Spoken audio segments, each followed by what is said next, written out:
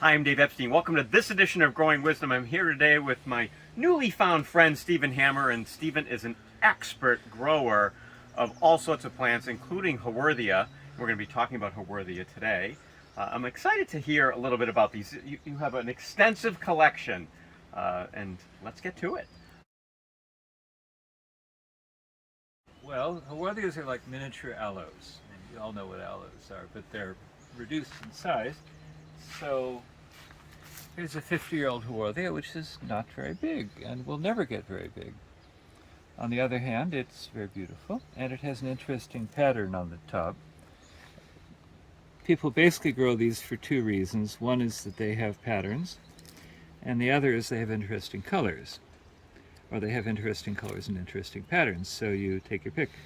But no two are alike. They're just like snowflakes in that respect. And many people, they might have as many as 50 of this particular one just to explore the diverse patterns, which I hope come across. All right, Steve, so we're looking at a bunch of Haworthia here. Talk about these a little bit. Well, this is called Haworthia splendens, which was described by myself and a friend named Cobus Venter. And we were surprised that it didn't have a name. You would think everything has a name in this late day and age, but that's not true. Things keep on being discovered, and splendens means splendid or shining. And you can see it's definitely shiny. It looks like a piece of living porcelain, I would say.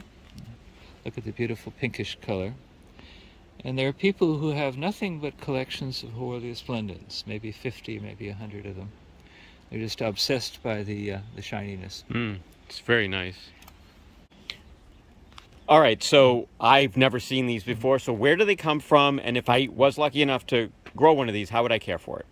They come from one small area in South Africa near the town of Riversdale, and Riversdale is on the south coast, not too far east of Cape Town, so it's quite restricted. That's an area which gets a moderate amount of rainfall, which is a little guide to how to treat them in cultivation. In other words, they're not hard to grow. They're not hard to kill either, but generally people succeed with them very well. If you want them to look really good, you've got to give them enough light for the colors to come out, because if you raise them under the bench, which you could do, they turn dull green. They'll never die, but they won't have these brilliant pinkish colors. And if you water them too much, they'll get too fat, and then they'll lose their character that way. If you water them too little, they'll starve to death. So you have to find A balance. a balance of that, and I would say in most of the country that's probably watering once every 10 days. But not during the winter when they're going to be less active, and probably not during the hot summer when they're also less active.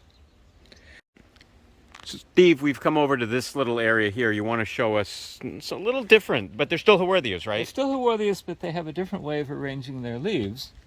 Instead of having a rosette with the spiral, they're lined up this way. It's a very peculiar way to do it.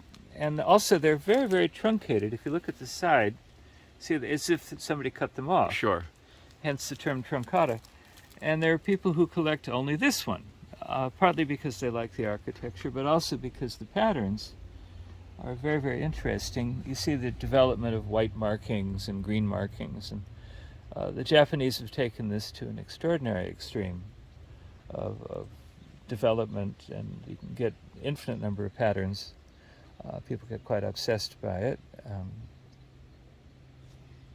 Similar care. Similar care to the others, As yeah. the others. Probably actually easier, same way to pollinate, same way to grow them from seed.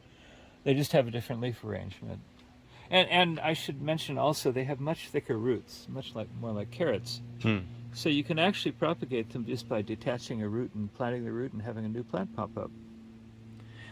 Stephen, this is great. I love the little tour of the Haworthias, and certainly I have learned a lot. I like the one that's sort of in a line. I think that was my favorite. Yeah, many people, that's their absolute favorite. For Growing Wisdom, I'm Dave Epstein.